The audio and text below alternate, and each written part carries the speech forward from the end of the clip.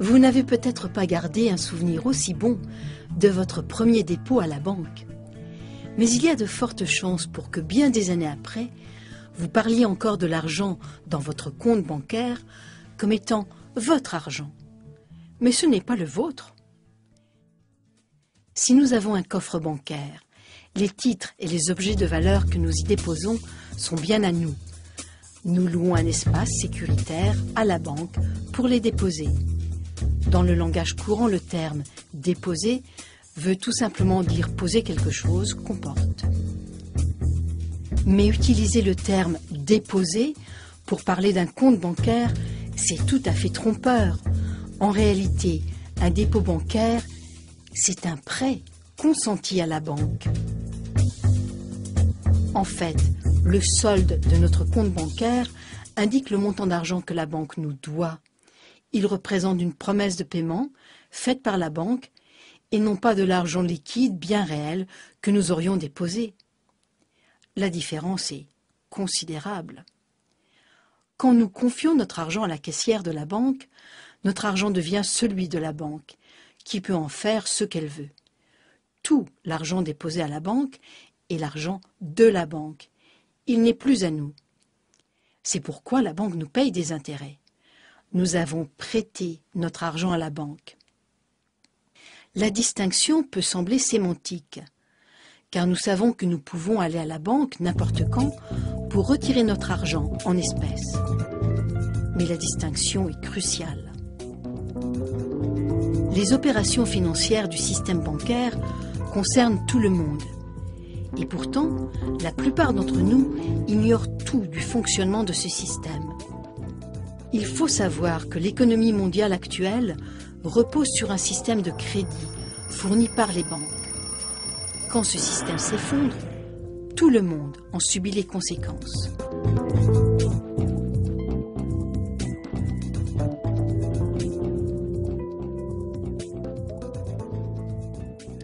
Le pire, c'est que les explications des spécialistes sur l'effondrement du système ne nous révèlent jamais les causes profondes du mal. Ils ne nous disent jamais que l'argent liquide ne représente que de 1 à 5% de l'argent en circulation et que tout le reste de l'argent a été créé en tant que principal de prêts bancaires pour lesquels la banque exige le remboursement du principal plus des intérêts. Avec ce processus, l'existence de l'argent dépend complètement de l'existence du crédit bancaire. Et dès le départ, le système est voué à la faillite, intentionnellement, car le total des débits est supérieur au total des crédits, dès la signature du premier prêt. Mais maintenant que le système bancaire mondial est à 2 pas de l'abîme, de plus en plus de gens se disent qu'ils ne peuvent plus ignorer la réalité actuelle. Beaucoup ont perdu leur maison et leur emploi, uniquement à cause du jeu intenable des prêteurs. Il est temps que nous comprenions le fonctionnement du système monétaire et surtout le besoin pressant de le modifier radicalement. Clarifier les termes utilisés par le système constitue la toute première étape. Maintenant que nous comprenons qu'un dépôt est en vérité un prêt consenti à la banque, la question suivante se pose. En quoi consiste un prêt consenti par la banque? Quand nous signons un accord de prêt, nous nous engageons auprès de la banque à payer le montant du prêt plus des intérêts. En retour, la banque crédite notre compte du montant de ce soi-disant prêt. Nous disons alors que la banque a versé l'argent du prêt à notre compte. Mais en réalité, la seule chose que la banque a faite, c'est de promettre de verser cet argent. Il y a simplement eu un échange de promesses.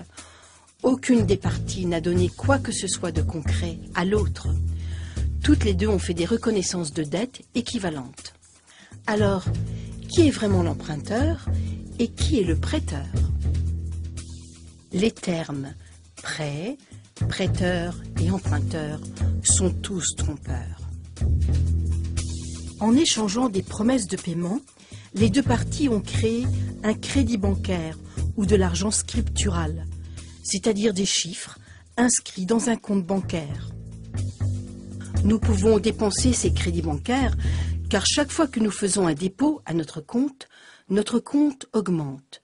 Nous présumons donc tout naturellement que de l'argent a vraiment été déposé. En réalité, à moins de déposer quelque chose de concret dans ce compte, il restera vide. Un crédit bancaire ne représente qu'une promesse de payer, et non pas de l'argent bien réel.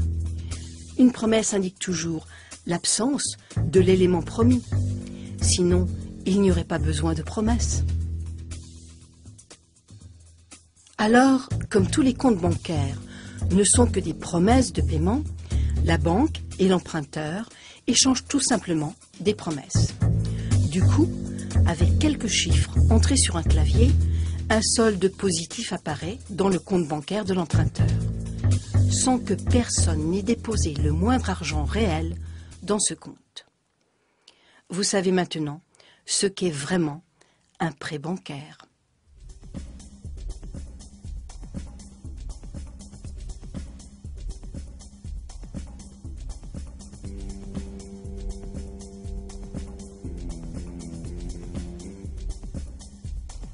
Quelle différence y a-t-il entre ce processus de création de l'argent et celui utilisé par des faux monnayeurs qui créent de l'argent avec une planche à billets? Nous savons tous que les faux monnayeurs commettent une fraude. En imprimant de faux billets de 100 $, ils créent de l'argent nouveau, à partir de rien. Dans la vie, l'argent nous donne le pouvoir d'acheter des biens et des services bien réels. Ici, il est clair que les faux monnayeurs ont créé un pouvoir d'achat pour de vrais biens et de vrais services sans rien avoir donné en échange, sauf des morceaux de papier sans valeur. Les faux monnayeurs obtiennent donc quelque chose pour rien, aux dépens des malheureux qui se laissent berner par leurs faux billets. Si les faux billets passent inaperçus, ils déprécient la masse monétaire globale, et tout le monde y perd. La contrefaçon des billets est un crime majeur. C'est le non-respect d'une entente sociale fondamentale disant « tu ne voleras pas ». Mais quand la banque accorde un prêt, elle crée aussi un nouveau pouvoir d'achat. La différence, c'est qu'au lieu d'être une forme de vol, cette création d'argent est le fondement de tout notre système monétaire.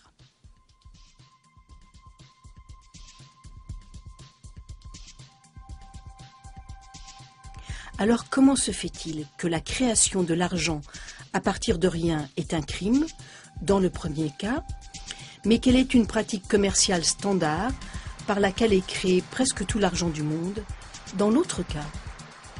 Pour répondre à cette question, il faut se pencher sur l'historique des lois qui régissent le commerce. Mais auparavant, essayons de comprendre la logique qui sous-tend tout le processus de prêt.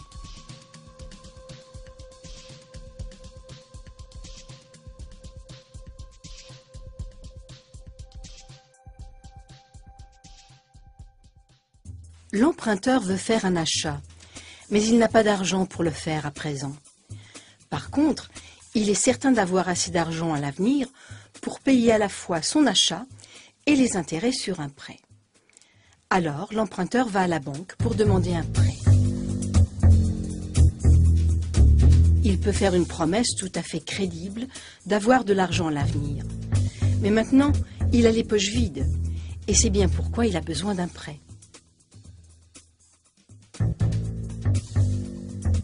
Nous savons tous ce qui se passe ensuite. La banque demande à l'emprunteur de signer un accord par lequel il s'engage à payer à la banque le montant du prêt plus les intérêts. En cas de défaut de paiement, l'emprunteur s'engage à céder à la banque ce qu'il a acheté avec le prêt. Chaque jour dans le monde, ce processus se répète un nombre infini de fois. Mais il pose un problème. Peut-il promettre en garantie quelque chose dont il n'est pas encore propriétaire? Si je veux vous emprunter 10 000 $ pour partir en croisière en Europe, est-ce que vous allez accepter l'auto de mon voisin comme garantie? Bien sûr que non. Vous savez parfaitement que je n'ai pas légalement le droit de vous donner l'auto de mon voisin. Mais si je promets d'acheter l'auto de mon voisin avec 10 000 $ que vous me prêtez, c'est différent. Vous risquez d'accepter de me prêter ces 10 000 $, pensant que je vais acheter l'auto et la donner en garantie du prêt une fois que j'en serai légalement propriétaire. Mais tant que la transaction n'est pas conclue, votre prêt de 10 000 $ ne peut pas être garanti par le titre de propriété de cette auto. Le problème posé par cette suite d'événements est facile à éviter. Vous pourriez acheter l'auto et puis me la vendre. La banque pourrait faire de même. Si l'emprunteur promet à la banque d'acheter quelque chose, pourquoi est-ce que la banque n'achète pas ce quelque chose avec son argent pour le revendre à l'emprunteur qui remboursera avec des intérêts? La réponse est simple. C'est parce que la banque, comme l'emprunteur, a les poches vides quand elle effectue la transaction. Le rôle de la banque lors d'un soi-disant accord de prêt, c'est de créer un compte pour l'emprunteur. En vérité, le soi-disant emprunteur a financé son propre compte en s'engageant frauduleusement à donner en garantie une auto qui n'est pas encore à lui. Et la banque, qui est le prétendu prêteur, n'a pas avancé d'argent. Si tout se passe bien, elle n'aura jamais à le faire.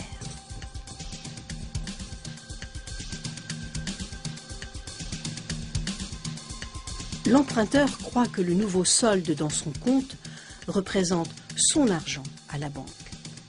Comme la plupart de nous, il ne comprend pas la différence entre l'argent et la promesse d'argent. S'il peut faire son achat dans un cas comme dans l'autre, après tout, quelle importance? La question maintenant est donc de savoir si la vendeuse de l'item acceptera la promesse de paiement de la banque. Bien sûr, dans certains cas, celui ou celle qui vend voudra de l'argent en liquide, mais la vendeuse acceptera probablement un chèque ou un transfert électronique de la banque de l'acheteur. Pourquoi? Parce que la vendeuse sait par expérience qu'elle peut déposer ce chèque à sa banque et le solde de son compte augmentera en conséquence. Et ensuite,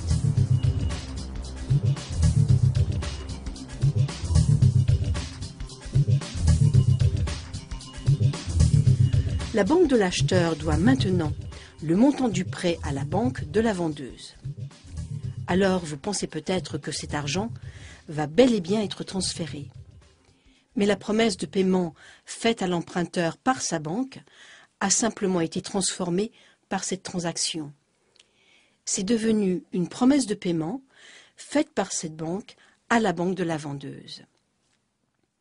Mais la banque de l'acheteur doit transférer une partie de l'argent à la banque de la vendeuse, non? Oui, probablement, mais une toute petite partie.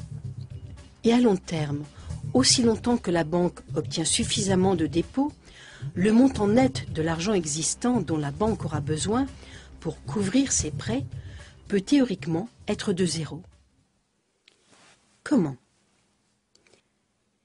Imaginons tout d'abord que la vendeuse a son compte bancaire dans la même banque que l'acheteur. Elle dépose le chèque de l'acheteur dans son compte à elle. La banque a une seule chose à faire, déduire du compte de l'acheteur le montant crédité au compte de la vendeuse. Comme dans les deux cas, ce ne sont que des promesses, aucun argent existant ne transite vraiment. Quel est le résultat final de cette opération? La banque a créé un crédit bancaire d'un montant de 10 000 $ pour l'emprunteur. L'emprunteur a acheté une auto, qui est quelque chose de bien réel, et la vendeuse a maintenant un crédit bancaire de 10 000 $. 10 000 $ ont été créés pour l'achat d'un bien très concret, sans que la banque ou quiconque n'y mette le moindre argent. En plus, la banque va se faire rembourser tout cet argent par l'emprunteur avec des intérêts.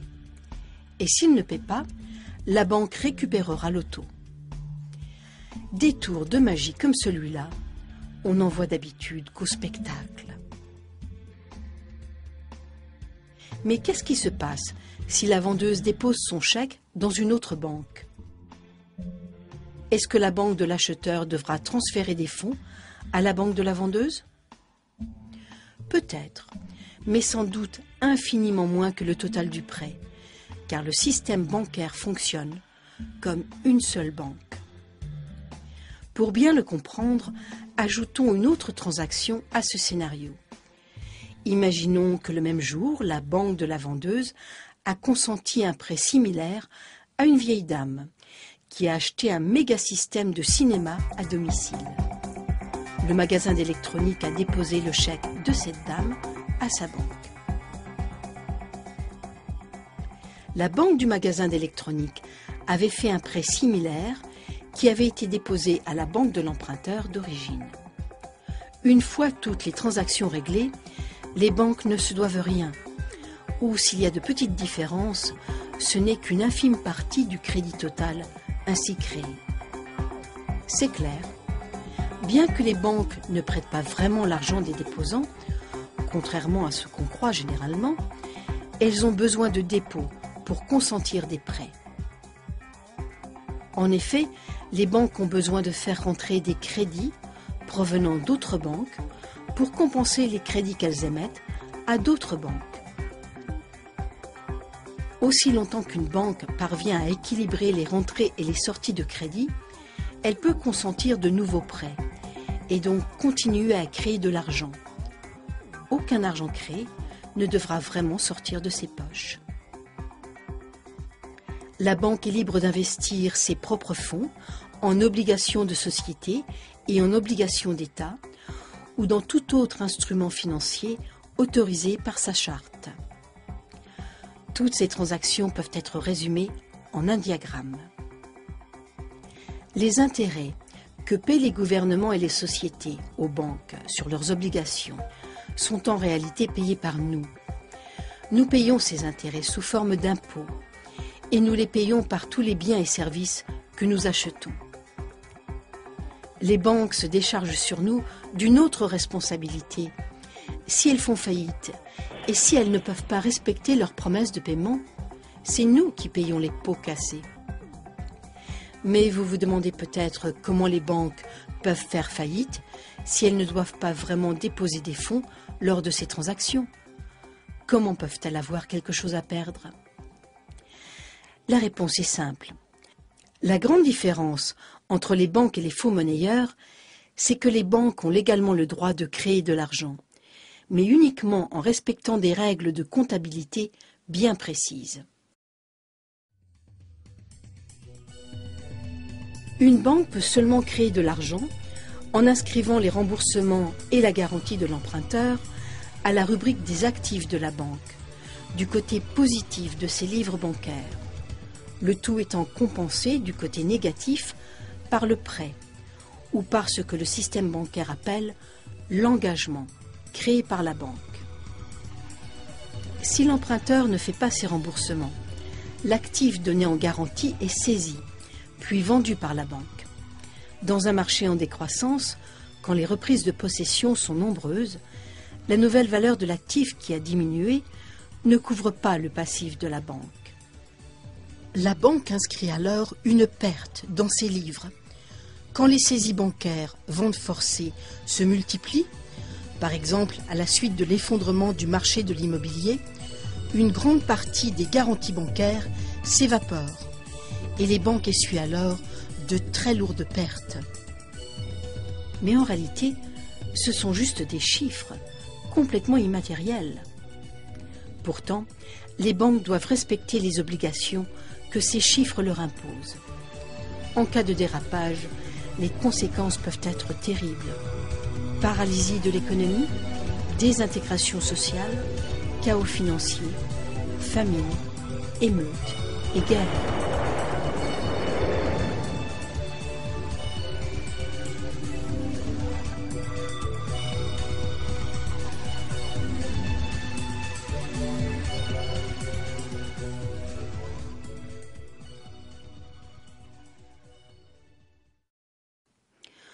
Bon, comme nous étudions l'anatomie d'un prêt, nous allons présumer que le système continuera de fonctionner et que ces 3 emprunts seront remboursés. Le résultat final, c'est que pas un seul dollar d'argent existant n'aura changé de main. Mais 30 000 $ de nouveaux crédits bancaires auront été créés et dépensés dans la masse monétaire. Et chacune des 3 banques aura récupéré des intérêts sur 10 000 $. Alors, est-ce que la création de ces 30 000 nouveaux dollars constitue une fraude, comme la contrefaçon des billets? Une différence évidente, c'est que le système bancaire est légal, réglementé par le gouvernement, contraint par la justice à suivre des règles de comptabilité établies. Une autre différence, c'est qu'il n'y a pas de victimes bien visibles, alors que les faux billets font très clairement des victimes. Les banques affirment que la vendeuse et l'acheteur ont tous les deux obtenu ce qu'ils voulaient, par un accord mutuel. Alors où est la fraude? Et s'il y a fraude, qui est le perdant? Pour répondre à ces questions, voyons un peu qui a tiré quoi de cette transaction. L'emprunteur a fait l'achat qu'il voulait, selon des conditions qu'il a acceptées librement. Il regrettera peut-être cette décision par la suite, quand il aura bien du mal à faire ses remboursements. Mais il se peut aussi qu'il soit très heureux d'avoir obtenu ce prêt. La vendeuse a obtenu un crédit bancaire qu'elle considère comme étant son argent à la banque. Elle a confiance de pouvoir dépenser cet argent quand elle le voudra. Elle est donc certaine d'avoir été complètement payée. Mais est-ce que quelqu'un d'autre a souffert de cette transaction? Quelqu'un que nous aurions oublié? Eh bien, il y a la banque qui récupère des intérêts sur une promesse de paiement. Les banques sont des spécialistes dans ce domaine et généralement, elles se tirent très bien d'affaire. Alors qui d'autre? Demandons-nous un peu d'où est venue cette auto. L'auto a été fabriquée à partir d'éléments bien concrets. Ressources naturelles, énergie et main-d'œuvre sont entrées dans sa fabrication. Alors pourquoi pas considérer qu'un des intéressés est la société dans son ensemble, ou même le monde réel, d'où viennent toutes ces ressources. N'oublions pas que l'argent créé par le nouveau crédit bancaire ne dort pas.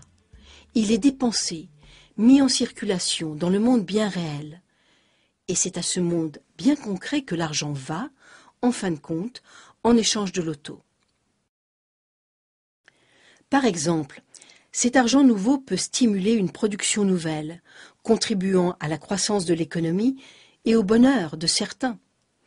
Ainsi, une bonne partie des crédits bancaires prennent la forme d'hypothèques. Et ces hypothèques permettent d'acheter des maisons et stimulent l'industrie de la construction, grand fournisseur d'emplois correctement payés. Mais après cet effet productif, l'argent nouvellement créé par un prêt dépréciera la masse monétaire, réduisant le pouvoir d'achat de l'argent d'un très petit montant. Alors, contrairement au cas des faussaires, qui font clairement des victimes, la perte ici est essuyée par nous tous, car l'élément concret du prêt, à savoir l'auto, a été extrait de l'ensemble du monde, ce qui a causé une petite perte de la valeur de l'argent pour tout le monde.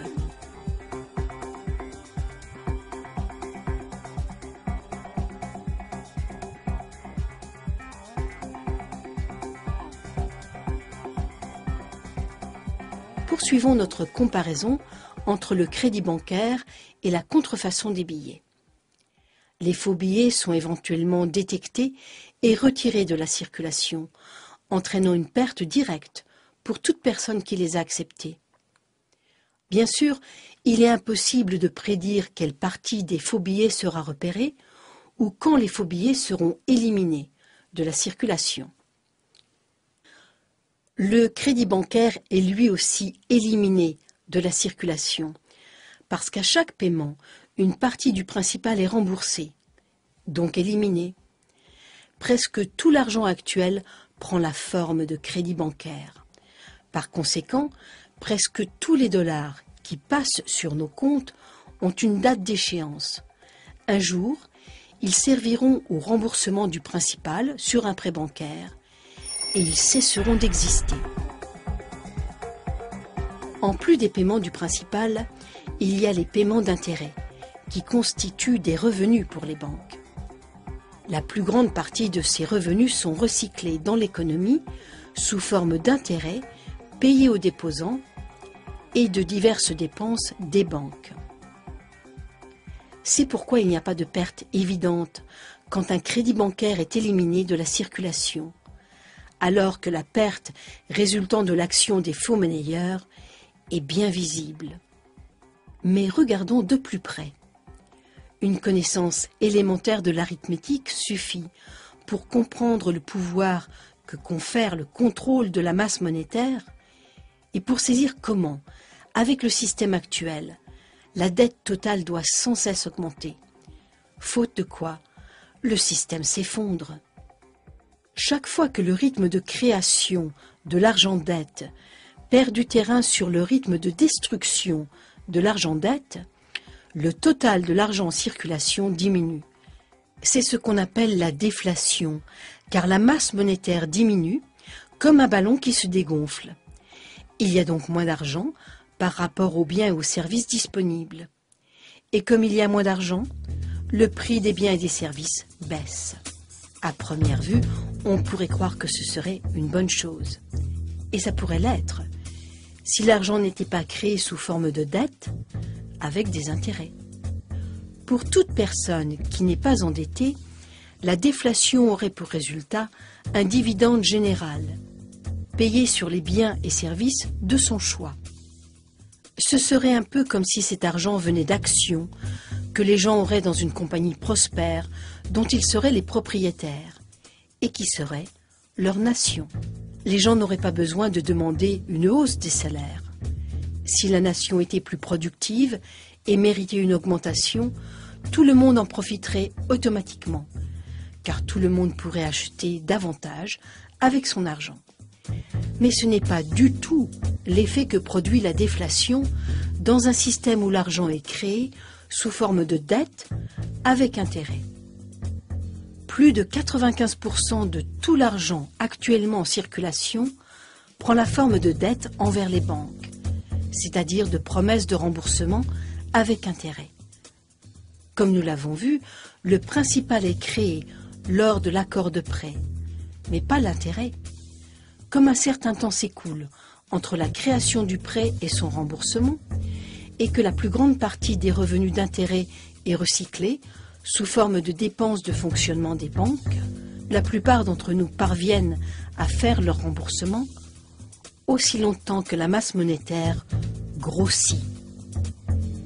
Mais si la masse monétaire ou la dette totale diminue, l'argent devient de plus en plus difficile à gagner parce qu'il se fait plus rare.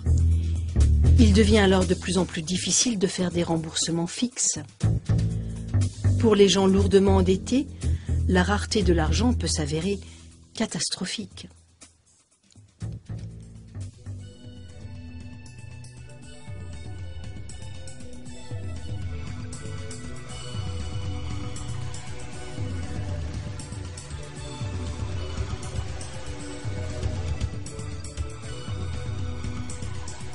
Les effets psychologiques de la chute des salaires et des prix accélèrent rapidement tout le processus, car les emprunteurs, y compris les grandes entreprises, n'ont plus confiance de pouvoir rembourser leurs prêts.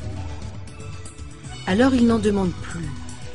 Et comme il n'y a plus création de nouveaux prêts pour remplacer les anciens, la pénurie d'argent s'aggrave, entraînant la disparition de nombreux emplois et la réduction du pouvoir d'achat. Ce phénomène a lieu même dans un contexte de ressources abondantes et de solides capacités de production. Cette redoutable spirale descendante rend inévitable les saisies bancaires massives. Les prix dégringolent, car plus personne ne veut dépenser d'argent. Du coup, la valeur des garanties de prêt chute, et les banques se retrouvent avec de lourdes pertes dues aux radiations de prêts. Certaines doivent fermer. Les consommateurs et les entrepreneurs ne font plus confiance au système. Bientôt, le malaise économique et social se fait grave.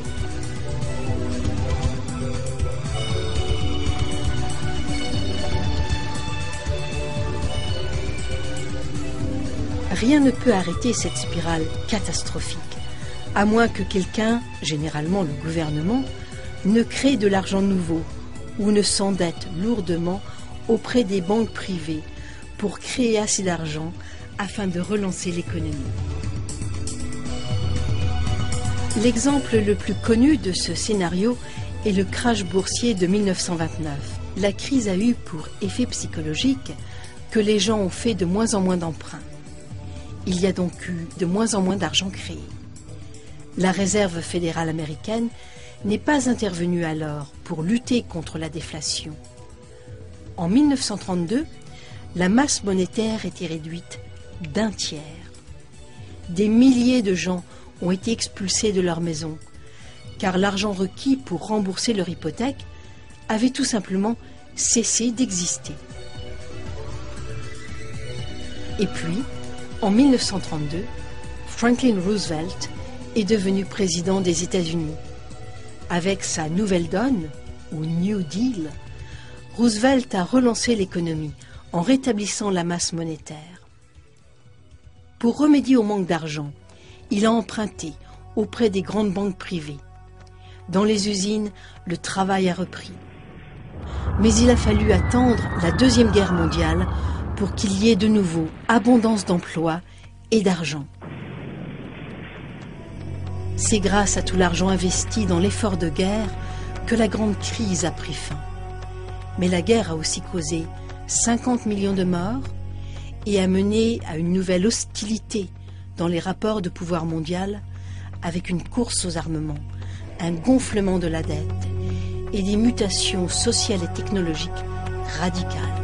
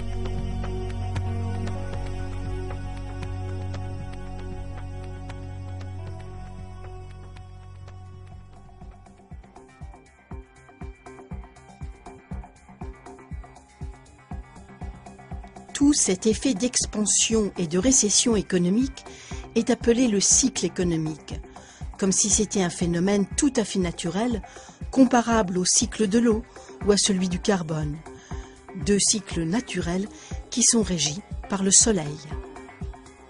Et le cycle économique, lui, par quoi est-il régi? L'un des éléments de réponse est la masse monétaire. Comme nous l'avons vu, cette masse monétaire dépend des prêts. Alors examinons ce qui se passe tout au long d'un prêt. Nous savons qu'un crédit bancaire n'est rien d'autre qu'une promesse de paiement faite par la banque, promesse que la banque a créée relativement à la promesse de paiement faite par l'emprunteur. La promesse de paiement de la banque sert généralement à acheter des biens et des services réels, et l'argent circule donc, ce qui facilite les échanges. En tant que moyen d'échange, la promesse de paiement actuelle est formidablement efficace et souple. Mais comme aucun argent n'est créé pour payer l'intérêt, une situation apparemment impossible en résulte. Si les emprunteurs devaient tous payer leur intérêt simultanément, ils devraient se battre pour trouver des fonds car le total de l'argent existant serait bien inférieur au total de l'argent qui est dû. Le pourcentage des emprunteurs incapables de rembourser pourrait aisément être calculé. Mais généralement, les intérêts sont remboursés graduellement, pas d'une seule fois. Quand les revenus d'intérêt sont recyclés dans l'économie, ils peuvent être regagnés, encore et encore. Une fois qu'on a compris ce point, la question quant à la possibilité de rembourser ou non les intérêts devient encore plus complexe. Alors, existe-t-il un système durable de prêt qui ne produit pas mathématiquement et inévitablement des défauts de remboursement? Au Moyen Âge, pratiquer l'usure, au sens que ce terme avait alors, c'est-à-dire prêter de l'argent avec intérêt, était condamné en tant que péché. La justification était d'ordre moral, mais la raison profonde était d'ordre pratique. Avec une masse monétaire fixe, comme une masse monétaire d'or, les gens qui auraient systématiquement recyclé les fonds qu'ils prêtaient avec intérêt auraient fini par s'accaparer tout l'argent. Ce problème a d'ailleurs été l'un des facteurs premiers de la chute de l'Empire romain. Comme de richissimes particuliers avaient amassé d'énormes quantités d'or, le gouvernement a dû fabriquer des pièces à partir de métaux de base, sans valeur. Du coup, cette monnaie dépréciée a causé un manque de confiance envers le système. Une formidable leçon en a été tirée. Durant tout le millénaire qui a suivi, l'Église catholique romaine a déclaré que prêter de l'argent avec intérêt serait un péché, punissable d'excommunication. Dans certains pays, la pratique de l'usure était même passible d'une condamnation à mort. Est-ce vraiment un péché que de prêter de l'argent avec intérêt? De nos jours, il semble tout à fait logique de se faire payer pour prêter son argent. Mais ceci présente un problème. Si les prêteurs ne dépensent pas tous les intérêts qu'ils récupèrent, permettant ainsi aux emprunteurs de gagner cet argent, les emprunteurs vont avoir du mal à faire leur paiement, quelle que soit leur ardeur au travail. Certains ne vont pas pouvoir rembourser leurs prêts. C'est mathématique. La situation est très facile à comprendre avec une masse monétaire fixe, par exemple avec des pièces d'or. Aussi longtemps que toutes les pièces d'or récupérées à titre d'intérêt sont dépensées, donc remises en circulation, et que les emprunteurs peuvent les gagner par leur travail, ces mêmes pièces peuvent servir à rembourser des intérêts, encore et encore et encore. Les prêteurs profitent en achetant de vrais biens et services avec ces pièces d'or. Mais ces pièces d'or doivent servir à faire des dépenses et non pas être retirées de la circulation. Même si ce système n'est pas très moral, il est durable. Mais si les pièces d'or sont prêtées de nouveau, avec intérêt, ou si elles sont retirées de la circulation parce que quelqu'un les met de côté, il y aura un manque de pièces d'or pour rembourser la dette globale. C'est fondamentalement ce qui se passe dans notre système monétaire actuel, fondé sur l'argent-dette. Comme nous l'avons vu, presque chaque dollar existant de nos jours est créé sous forme d'argent-dette, avec un échéancier de remboursement du principal jusqu'à ce que la dette soit détruite. Donc, pour que tous les emprunteurs puissent rembourser le principal plus les intérêts, il faut deux choses. Premièrement, chaque dollar créé en tant que principal doit être dépensé, pour pouvoir être regagné par l'emprunteur afin que celui-ci puisse rembourser le principal qui permettra de détruire chacun des dollars dettes. Et deuxièmement, chaque dollar payé par l'emprunteur à la banque sous forme d'intérêt doit lui aussi être dépensé, encore et encore, pour être regagné par l'emprunteur afin de servir au remboursement des intérêts, encore et encore et encore. L'une des théories favorites des prêteurs est la suivante. Étant donné que les banques dépensent leurs revenus d'intérêt sous forme de frais de fonctionnement et d'intérêts payés aux déposants et de dividendes versés aux actionnaires, il y a suffisamment d'argent en circulation pour faire tous les paiements. Mais cette idée, comme celle d'une pénurie absolue d'argent, est une simplification à outrance. Imaginons maintenant ce qui se passe si quelqu'un d'autre que la banque, par exemple vous, ou moi, ou un prêteur non bancaire, obtient ce dollar et le prête avec intérêt. Ce dollar doit maintenant être remboursé à deux prêteurs différents, avec deux intérêts différents et simultanés. De plus, si ce dollar est prêté, remboursé et prêté de nouveau par le second prêteur, il n'est plus disponible pour rembourser le principal du prêt par lequel il a été créé. Alors, est-ce que nous pouvons emprunter à Pierre pour payer Paul et emprunter à Paul pour payer Pierre? C'est là que la problématique devient vraiment intéressante. Oui, c'est possible. Mais chaque fois que nous le faisons, de nouveaux intérêts viennent s'ajouter, qui doivent eux aussi être remboursés. Si tous les intérêts cumulés peuvent être gagnés, tous les remboursements peuvent être faits. C'est à partir de cette hypothèse que de nombreux défenseurs du système actuel affirment qu'il ne peut jamais y avoir pénurie d'argent et que tous les remboursements peuvent être faits. Mais cette assurance semble trompeuse. Par exemple, si le second prêteur accapare une partie de l'argent requis pour détruire le prêt qui a servi à créer l'argent au tout début, le prêt d'origine ne peut pas être complètement remboursé. La différence devra être empruntée, encore et encore, chaque fois avec des intérêts. Chaque différence sera cumulative et s'ajoutera à une dette totale sans cesse grandissante, qui ne pourra jamais être complètement remboursée.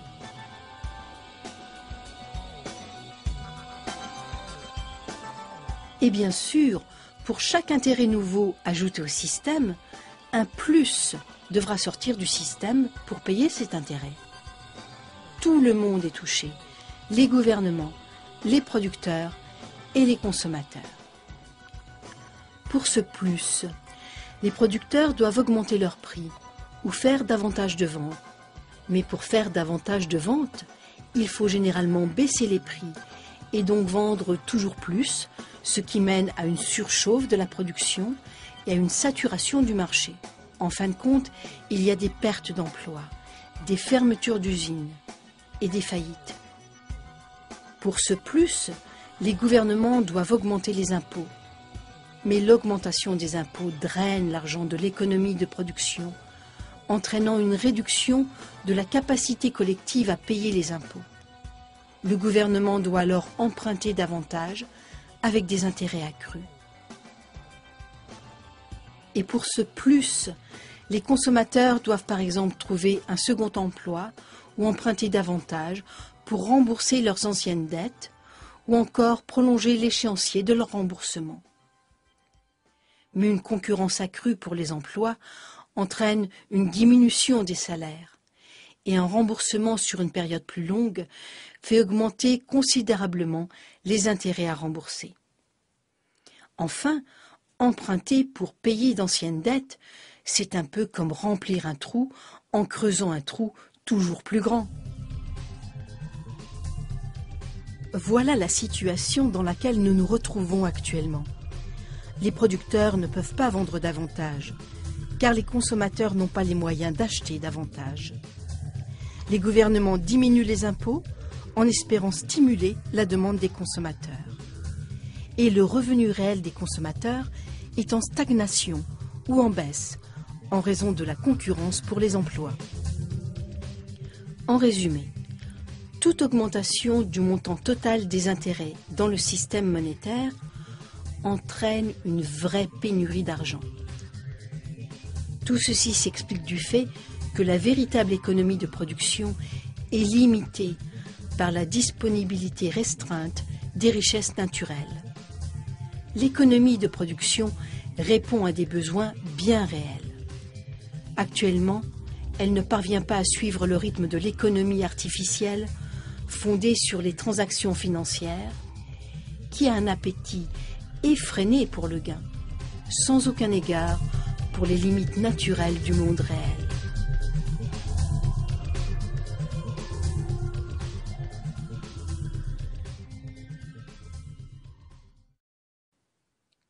La théorie selon laquelle il y aura toujours assez d'argent pour payer tous les intérêts est séduisante.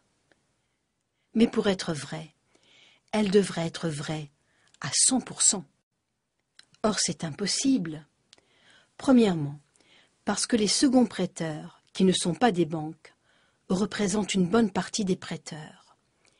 Et ils demandent des intérêts sur de l'argent pour lequel un intérêt doit déjà être remboursé.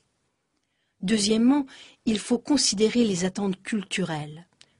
Tous les gens qui ont de l'argent s'attendent à ce que leur argent leur rapporte toujours davantage. L'argent qui devrait être dépensé, c'est-à-dire remis en circulation pour que le premier emprunteur puisse le gagner, est prêté de nouveau, avec intérêt, ou bien investi. Les deux conditions qui devraient être remplies pour que tous les emprunteurs puissent rembourser le principal, plus les intérêts, et donc détruire véritablement leurs dettes, sont impossibles à satisfaire dans le système monétaire existant.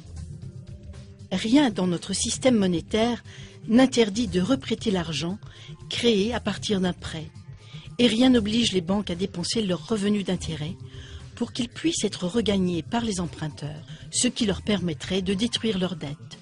Alors, les banques préfèrent investir leurs revenus d'intérêt pour en tirer toujours plus de profit. Et les banques ne sont pas les seules à jouer ce jeu.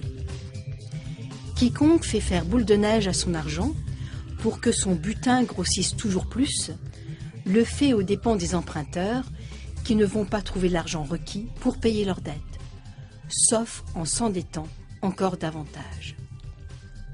Et c'est pourquoi, comme l'affirme si bien le dicton, les riches s'enrichissent et les pauvres s'appauvrissent. L'argent dont les emprunteurs auraient besoin, aux échelons les plus bas de l'économie de production, est transféré au monde de l'argent virtuel, où tout ressemble à un immense casino. C'est un monde où les transactions ne sont guère que des chiffres, sur lesquels on mise pour gagner de plus en plus gros. Ces chiffres n'ont presque rien à voir avec la réalité.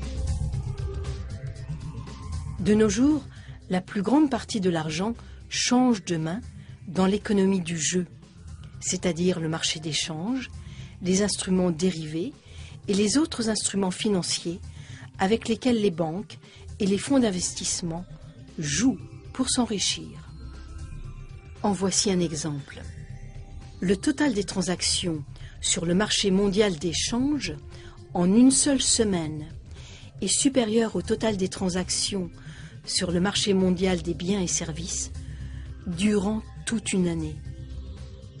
Cette énorme masse d'argent est utilisée continuellement par les spéculateurs qui misent sur les fluctuations des cours.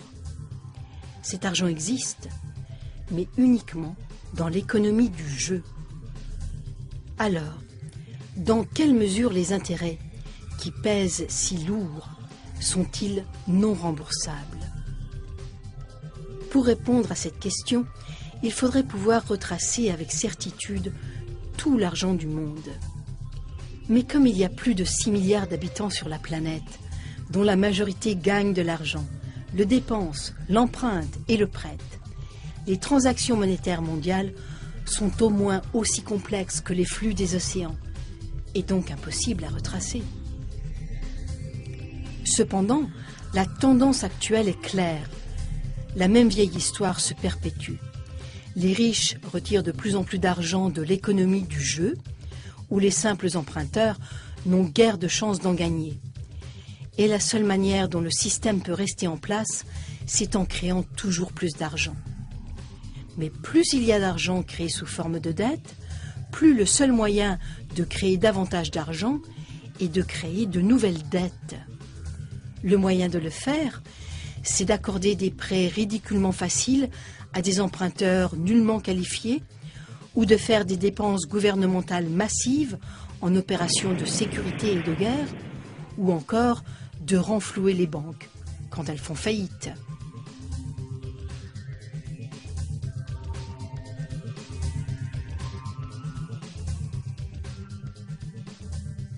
Voyons maintenant comment le cycle d'un prêt joue sur le phénomène des expansions et des récessions économiques, c'est-à-dire sur le cycle économique. Voici les principales étapes du cycle économique. Tout d'abord, la dépense faite grâce au prêt stimule l'économie. Ensuite, une inflation se produit parce que l'argent créé déprécie la masse monétaire. Et enfin, la déflation suit au fur et à mesure que les remboursements détruisent graduellement le principal. Aussi longtemps que tous les cycles de prêts individuels ne se chevauchent pas, ces cycles peuvent produire un effet de plat. Ils peuvent créer une masse monétaire relativement stable et donc des prix relativement stables eux aussi. Mais il faut alors une croissance continue de la masse monétaire, au moins en partie, parce que l'argent requis pour payer les intérêts n'a jamais vraiment été créé. C'est le modèle sur lequel repose notre économie actuelle. L'art de gérer l'économie, étroitement défini comme l'art de parvenir à la stabilité des prix, consiste à éviter les spirales déflationnistes et à maintenir l'inflation à un niveau tel que le système ne craque pas. Si on examine le pouvoir d'achat du dollar américain en biens réels, au cours du siècle dernier, on voit immédiatement ce qu'est la soi-disant stabilité des prix. Le dollar a clairement perdu presque toute sa valeur, soit 96%, et il continue de perdre le reste très très vite. Alors il n'y a pas eu de stabilité des prix. Nul besoin d'avoir fait des études supérieures en psychologie pour comprendre comment le comportement humain influe sur ce cycle de prêts individuels menant au cycle économique collectif.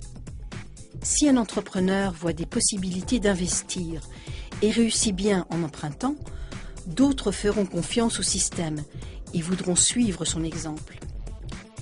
Et tout effet psychologique mis à part, si une entreprise prend de l'expansion en empruntant de l'argent, ses fournisseurs et ses distributeurs devront fort probablement emprunter eux aussi, sans quoi ils risqueront de perdre cette entreprise comme client.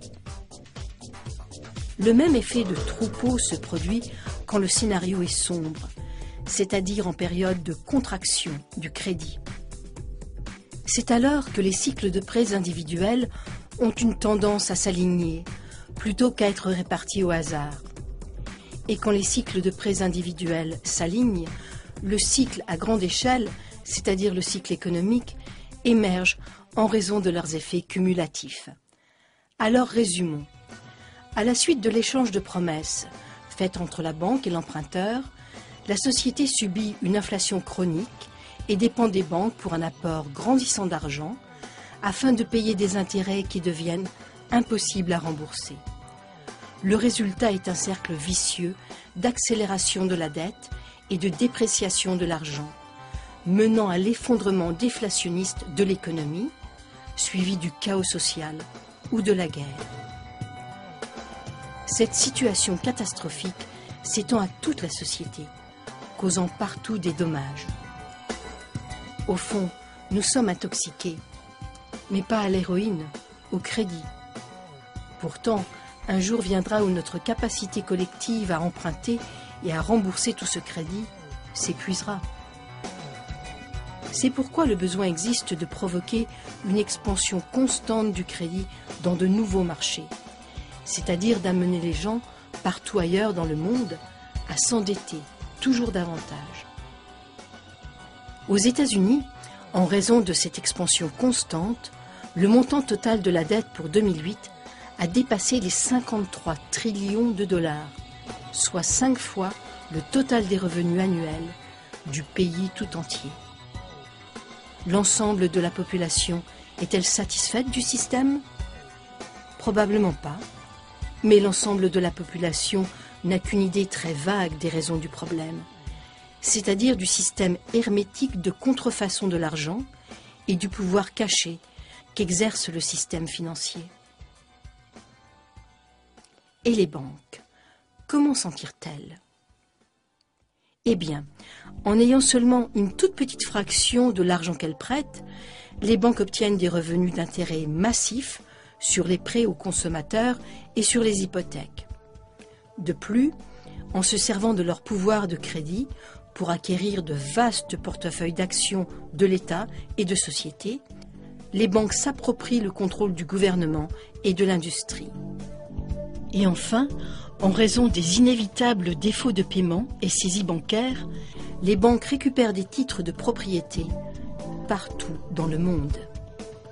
Enfin, quand tout va vraiment mal, c'est-à-dire quand les emprunteurs sont massivement incapables de rembourser leurs prêts et que les banques essuient d'énormes pertes, le gouvernement doit renflouer les banques avec des milliards de dollars pour sauver le système financier. Et qui finance tous ces renflouements? Vous l'avez deviné, les contribuables. C'est un exploit étonnant de la part des banques, d'autant plus que la majorité de leurs victimes n'en ont aucune connaissance. Si vous vous dites « il devrait y avoir une loi », eh bien, il y en a une. En fait, il y a tout un ensemble de lois qui rendent ces opérations parfaitement légales. Mais comment se fait-il qu'un système pareil soit devenu légal? Pour répondre à la question, il faut remonter au milieu du XVIIe siècle en Angleterre.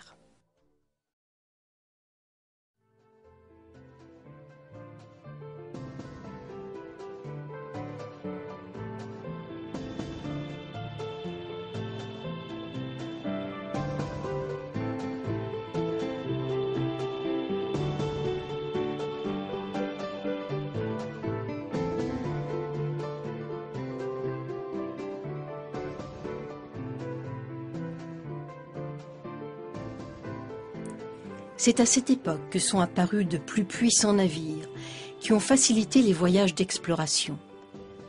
Le commerce a pris une expansion rapide.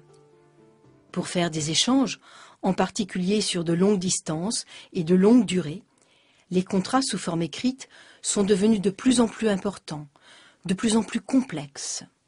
Longtemps en Angleterre, le droit commun avait stipulé que tout contrat devait porter sur l'échange de biens réels, c'est-à-dire sur le transfert de biens ou de services ou encore de droits de propriété. Et c'est sur ces éléments que les tribunaux tranchaient en cas de conflit. Si le contrat n'avait pas été fait à titre onéreux, c'est-à-dire s'il n'y avait pas eu échange de vrais biens ou de vrais droits de propriété, ce contrat était jugé nul et non avenu, et il était donc rejeté par les tribunaux. En vertu de ce droit commun, un contrat actuel disant que l'emprunteur donne en garantie une auto dont il n'est pas propriétaire, contre une promesse de paiement de la banque, ne serait pas valide.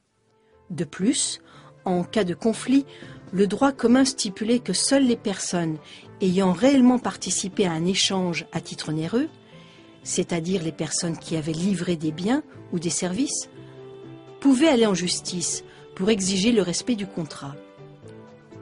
Ce droit n'était pas transférable à une tierce partie. Quand les négociants partaient eux-mêmes en expédition autrefois pour vendre des marchandises, ils achetaient ces marchandises dans leur pays avec la monnaie locale. Puis ils vendaient dans des pays étrangers en monnaie étrangère. Ensuite, ils revenaient dans leur pays avec des marchandises de l'étranger qu'ils avaient achetées en monnaie étrangère. Et une fois de retour, ils les vendaient en monnaie locale.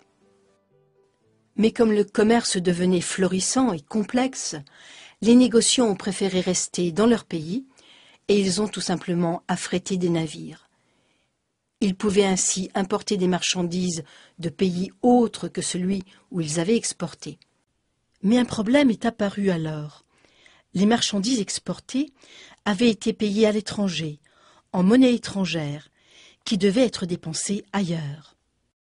Or, transporter cet argent liquide, c'était s'exposer au vol, et surtout à une perte partielle dans la conversion des devises. La solution a été de créer des lettres de change. Par une lettre de change, le payeur donnait ordre au destinataire de payer au bénéficiaire la somme indiquée. La signature authentifiait le contrat et seuls les participants à la transaction pouvaient aller en justice en cas de conflit sur une lettre de change. Ces lettres étaient donc sans valeur pour un voleur ou pour une tierce partie. Vous l'avez deviné, les lettres de change étaient les précurseurs des chèques. Je sous-signais, le payeur, enjoint à ma banque, c'est-à-dire au destinataire, de payer le bénéficiaire, c'est-à-dire la personne nommée sur le chèque, la somme d'argent indiquée. Elle servait à ordonner un paiement en liquide dans une région ou dans une contrée éloignée. Mais très vite, les commerçants ont voulu plus. Ils ont voulu que les lettres de change permettent de rapprocher les paiements parmi de nombreux marchands, dans de nombreux pays. Pour cela, il fallait que les lettres de change soient transférables et exigibles par de tierces parties. Comme nous allons le voir, c'est alors que le fondement du système bancaire actuel est devenu légitime. Jusqu'alors, en vertu du droit commun, une tierce partie qui avait acheté honnêtement une lettre de change transférée plusieurs fois n'avait pas le droit d'aller en justice pour obtenir un paiement. Les lettres de change de tierces parties posaient donc des risques inacceptables. Pour que les lettres de change deviennent un moyen pratique et garanti de paiement pour une tierce partie, c'est-à-dire l'équivalent d'argent liquide, il fallait modifier le droit commun. En Angleterre, par une série de décisions juridiques datant de 1664 à 1699, les lettres de change sont devenues exigibles par les tierces parties. Si une tierce partie achetait une lettre de change, à titre onéreux et de bonne foi, sans soupçonner de fraude ou de problème quant au droit de vente du vendeur, cette lettre de change était valide et exigible devant un tribunal. Quelles ont été les conséquences de ces changements? Eh bien, désormais, toute lettre de change était considérée légitime une fois qu'elle était vendue. Les lettres de change et toutes les autres promesses de paiement dûment signées, à l'exception des chèques, sont devenues transférables et exigibles légalement, comme le voulaient les commerçants. Les contrats de dette pouvaient donc être vendus, ce qui facilitait les transactions. Un nouveau marché est apparu pour les profiteurs, le commerce des lettres de change. C'est alors que le marketing de la dette a commencé. De plus, il est devenu possible de tromper quelqu'un ou de le forcer à signer une promesse exigible de paiement, puis de vendre cette promesse à une tierce partie, à titre onéreux et de bonne foi, promesse alors exigible en justice contre le signataire. Ce point est devenu l'une des règles fondamentales du Code commercial uniforme qui régit le commerce aux États-Unis et par extension dans la plus grande partie du monde.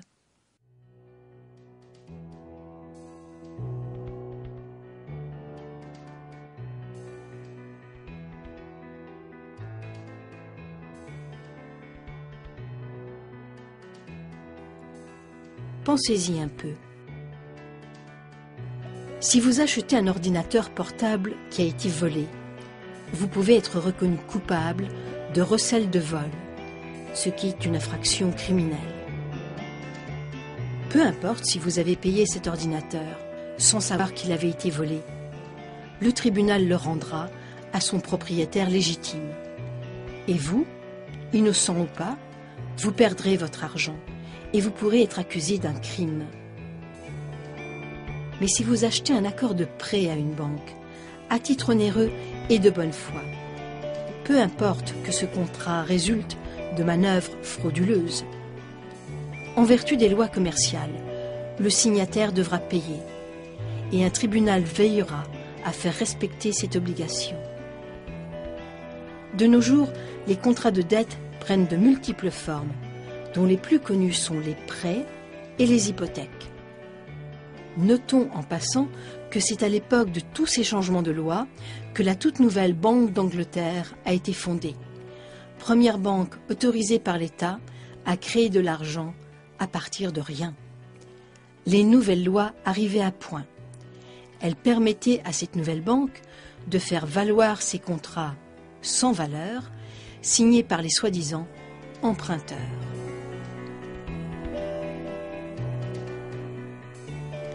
Les rares personnes qui ont découvert la vraie nature de leurs prêts bancaires et qui ont essayé de contester en justice la validité de leurs contrats de dette ont découvert que ces lois contractuelles commerciales restent le fondement inattaquable du système d'argent-dette.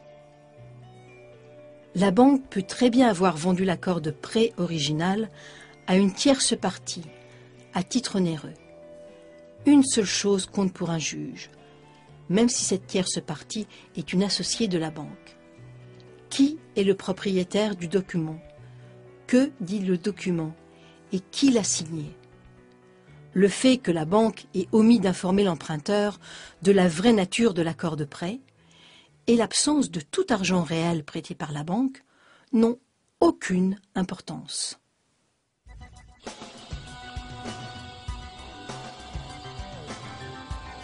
En conclusion, il semble bien que le système bancaire contemporain repose sur plusieurs infractions au droit commun et au simple bon sens. La première, c'est celle qui est commise par l'emprunteur quand il s'engage à donner en garantie un bien dont il n'est pas encore propriétaire. La banque est complice car elle accepte cette promesse frauduleuse comme garantie du crédit qu'elle va créer. La seconde, c'est l'omission par la banque de divulguer la vraie nature du contrat. La banque dit qu'il s'agit d'un prêt, faisant croire à l'emprunteur qu'elle lui prête de l'argent réellement existant. Mais la banque sait bien qu'elle émet uniquement une nouvelle promesse de paiement, une promesse que la banque n'aura probablement jamais à tenir. La troisième, c'est que l'accord de prêt devrait être invalide, car un contrat impossible est légalement invalide. La banque crée un contrat impossible car les conditions exigées pour que les emprunteurs puissent rembourser le principal plus les intérêts ne sont pas remplies. À moins que le système n'exige le recyclage à 100% du principal et des intérêts, ce qu'il ne fait aucunement, certains emprunteurs ne pourront pas rembourser et perdront donc leur garantie à cause de la pénurie systématique d'argent. La quatrième infraction, c'est la violation de la loi naturelle par la loi des contrats, qui confère automatiquement le titre légitime d'un contrat à une tierce partie quand ce contrat a été cédé à titre onéreux. Il y a infraction au principe selon lequel on ne peut pas céder un titre qu'on n'a pas. Mais la fraude la plus vaste, c'est que la plupart des gens qui travaillent pour produire les vraies richesses du monde sont lourdement endettés et risquent de tout perdre, au profit des banquiers qui fabriquent de l'argent à partir de simples promesses de paiement. En fin de compte, nous sommes prisonniers d'une économie qui doit prendre de l'expansion de plus en plus vite pour suivre la croissance effrénée de la masse monétaire, faute de quoi tout le système s'effondre. Le système monétaire actuel refuse de reconnaître que l'économie réelle est limitée par les richesses naturelles limitées de notre planète et par notre capacité limitée à gérer les déchets. Oui, notre planète a des limites, Et par conséquent, l'économie ne peut pas gonfler à un rythme toujours plus rapide.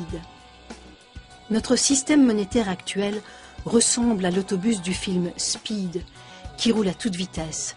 Cet autobus ne peut pas ralentir, sans quoi la bombe placée à bord va exploser. Mais pour nous, la situation est pire encore, car le taux de création de la dette doit s'accélérer sans fin. Sinon, c'est le crash de l'économie tout entière. La notion la plus mensongère de l'économie contemporaine, c'est qu'une croissance infinie, toujours en accélération, est possible.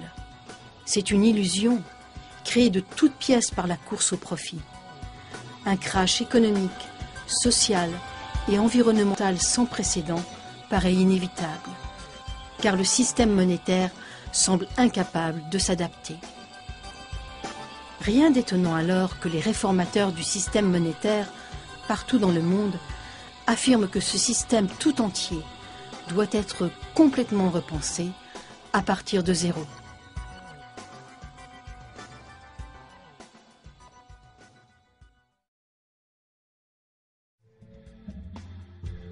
Alors, quelle est la solution? L'une des options souvent suggérées est de revenir à l'étalon or. Les partisans de cette option disent que l'or est une vraie monnaie, car c'est un métal indéniablement précieux. Pour eux, la valeur de la monnaie devrait reposer sur la rareté de son standard de référence. En règle générale, les défenseurs de cette position croient aussi que l'argent devrait être indépendant de tout gouvernement. Une autre école, diamétralement opposée, croit que la création de l'argent devrait être la prérogative exclusive du gouvernement, qui représente tous les citoyens, et qui devrait créer et dépenser l'argent dans l'intérêt public. Ayant repris le pouvoir de créer de l'argent, rien qu'à partir de ses dépenses, le gouvernement n'aurait plus jamais besoin de s'endetter ou de payer des intérêts. Bien sûr, si le gouvernement dépensait sans compter, la monnaie perdrait toute sa valeur. Pour empêcher l'inflation, l'argent créé devrait être détruit, lui aussi. Ceci pourrait se faire au moyen de multiples formes d'impôts, de redevances et de frais modérateurs.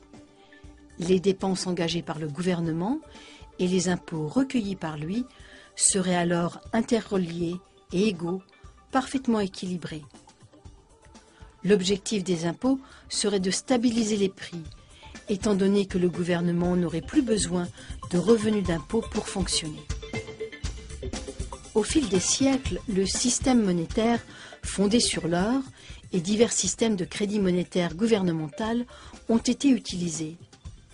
Mais le système fondé sur l'or a toujours dominé, jusqu'au XXe siècle. Chacun des autres systèmes fonctionnait bien, dans son pays respectif, car l'argent était accepté pour le paiement des impôts. Mais jusqu'à l'invention des moyens modernes d'échange, le commerce international devait se faire en fonction de l'or. Ajoutons à cela que depuis des millénaires, l'or nous fascine. Longtemps, nous avons été habitués à croire que la valeur de la monnaie devait reposer sur la valeur d'une vraie richesse, monnayable, par exemple des pièces d'or. Mais ce n'est pas le seul concept qu'on devrait se faire de l'argent.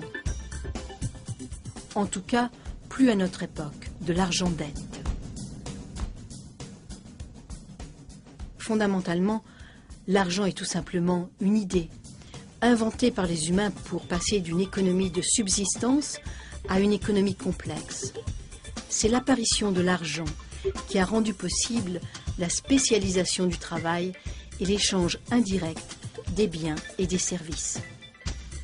L'évolution de la monnaie a été longue, commençant par le simple troc et l'échange de marchandises, puis passant à l'échange de pièces, de promesses de métals précieux, de promesses de billets, et maintenant de promesses numériques de payer des promesses numériques. Mais tout au long de cette évolution, l'objectif a été de donner plus de souplesse au système, grâce à des promesses pratiques et sûres de paiement. Le problème avec les promesses de paiement, c'est qu'elles offrent d'immenses possibilités de tricher, de créer beaucoup plus de promesses qu'il n'y a de biens réels pour les garantir. Alors, est-ce qu'il existe un moyen de rendre l'échange d'argent réel aussi pratique et sûr que l'échange de promesses de paiement? Oui, c'est maintenant possible, avec la monnaie numérique, pratique et sûre, rendue possible par les nouvelles technologies de cryptage. Voilà comment marche le système. Imaginez que vous prenez le numéro de série d'un billet et que vous faites disparaître le support papier du billet. Qu'est-ce qui vous reste? Un dollar numérique qui peut être transféré électroniquement partout dans le monde, aussi facilement et aussi sûrement qu'une promesse de paiement. La différence qui est monumentale, c'est que ce dollar électronique est pareil à une pièce de métal. Il ne peut jamais être simultanément dans deux endroits différents. Il est donc possible d'empêcher la multiplication des promesses en exigeant un paiement en liquide, en espèces ou sous forme numérique. Et plus besoin de déposer ces dollars numériques à la banque, car ils fournissent leur propre sécurité. De plus, ces dollars peuvent être transférés sur Internet.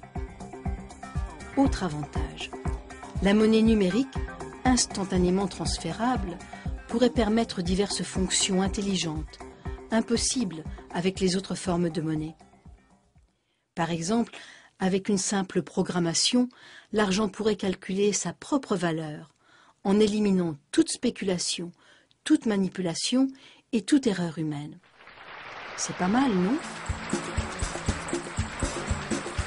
Déjà, on s'efforce de réformer le système monétaire par des modifications de loi. Ainsi, aux États-Unis, la loi sur la réforme monétaire et la loi monétaire de l'American Monetary Institute ont été rédigées. Elles prescrivent en détail comment redonner au gouvernement le pouvoir exclusif de créer l'argent. Les banques auraient alors simplement le droit de prêter l'argent existant, comme la majorité des gens croient qu'elles le font actuellement. Toutes les propositions de réforme partent du même principe fondamental, quel que soit leur pays et quel que soit leur détail. C'est le public qui devrait bénéficier de la création de l'argent. Actuellement, l'argent n'est pas créé au bénéfice de la société, mais à celui des banques privées. Les banques créent d'immenses quantités d'argent à partir de nos dettes.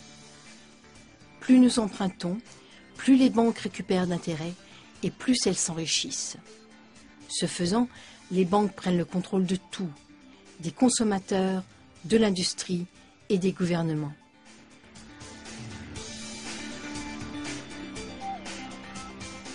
Comme nous l'avons vu, une surabondance d'argent mène trop souvent à des bulles spéculatives qui enrichissent les initiés. Mais ces bulles crèvent, inévitablement, sous la pression énorme de la demande d'intérêt toujours croissante. Les perdants sont nombreux, et parmi eux, il y a les gouvernements. Sous le fardeau de dettes considérables, mais avec des revenus moindres, les gouvernements sont obligés d'ajouter des trillions à leurs dettes pour sauver les banques qui ont causé le problème. Autrement, tout le système monétaire s'effondrerait. La situation est absurde, tragique, surtout quand on sait que le gouvernement pourrait créer lui-même l'argent et le dépenser, sans intérêt, en infrastructures, en éducation ou en soins de santé universels. La plus grande partie de cet argent entrerait dans l'économie sous forme de salaire et circulerait à tous les niveaux de la société pour le bien de tous. L'abondance de ce type d'argent redonnerait vigueur à l'économie de production. Et les économies des particuliers pourraient financer des prêts bien réels et honnêtes d'argent existant. Fondamentalement, la monnaie est un moyen d'échanger des valeurs réelles. Sans valeur réelle, l'argent n'est rien. Nous le savons maintenant. C'est le monde bien réel qui consent un prêt, pas la banque. La vraie source des richesses mondiales, c'est nous et les ressources naturelles de notre planète. La création de l'argent et les bénéfices à en retirer devraient donc être l'apanage du public et non pas des banquiers privés. Et les intérêts?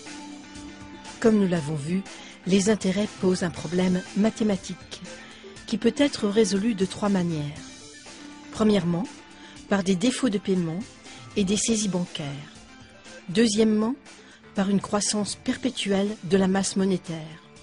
Ou troisièmement, et c'est la solution de loin préférable, par un recyclage à 100% de l'intérêt sous forme de dépenses.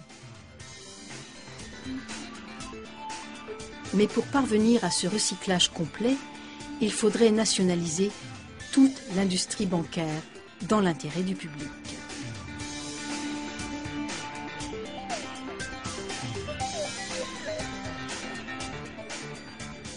Les revenus d'intérêt provenant du système bancaire public pourraient alors être versés à tout le monde, sous forme de dividendes aux citoyens, ou bien ils pourraient servir à financer les dépenses gouvernementales à la place des impôts, comme cela s'est passé avec succès en Pennsylvanie au temps des colonies. Le cas de la Pennsylvanie n'est qu'un exemple de système monétaire différent. Il y a toujours d'autres options, et il en existe d'autres actuellement. Ce que l'évolution de la monnaie nous montre, c'est que la valeur réelle de la monnaie découle de son utilité. Or, il y a bien des moyens de créer une monnaie utile. Par exemple, la monnaie peut tout simplement prendre la forme d'une promesse de paiement faite par un particulier, un engagement à livrer ses produits ou ses services contre des devises de la communauté, comme dans les systèmes Let's ou les dollars Time. Il existe déjà des milliers de monnaies communautaires, fondées sur la confiance collective, où les membres honorent leurs promesses de paiement. Ces systèmes communautaires peuvent constituer de véritables moyens de survie en cas d'effondrement complet du système bancaire traditionnel. Car même quand il y a pénurie totale d'argent, ou que l'hyperinflation paralyse l'économie, une monnaie communautaire peut sauvegarder l'économie locale. Vous allez vous dire, ces propositions ne sont-elles pas radicales? Absolument, elles le sont. Mais les défis qui vont se présenter à nous sont absolument sans précédent. Une croissance exponentielle ne peut plus soutenir la dette monumentale qui doit sans cesse augmenter pour empêcher l'effondrement de ce château de cartes. À moins de prendre radicalement une autre voie, ce qui nous attend, c'est une disparité grandissante entre les riches et les pauvres, un poids intolérable de la dette, une vague de faillites bancaires, des catastrophes sociales et environnementales. Nous devons transformer notre système bancaire, l'adapter à l'avenir qui se dessine clairement devant nous. Pour commencer, nous devons concevoir un système bancaire qui puisse réagir à une contraction généralisée de l'économie sans provoquer de saisie bancaire et de faillites massives.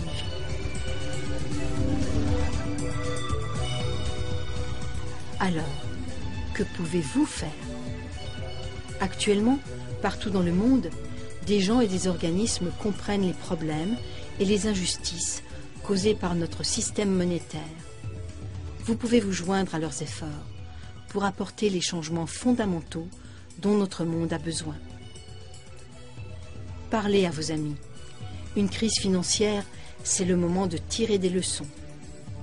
Quand le gouvernement doit renflouer les banques, qui lui prêtaient de l'argent auparavant, les contradictions, les fraudes et les failles du système deviennent claires pour tous. Les solutions deviennent claires, elles aussi. Il suffit d'ouvrir les yeux. Nous ne pouvons tout simplement pas continuer ainsi. Faire quelques ajustements au système actuel ne suffira pas. Les changements à apporter sont radicaux. Ils doivent bénéficier à tous, pas à une petite poignée de privilégiés. Pour y parvenir, nous devons rejeter les vieilles hypothèses et les croyances erronées. Nous devons oser une métamorphose complète. Le temps est venu de passer à l'action.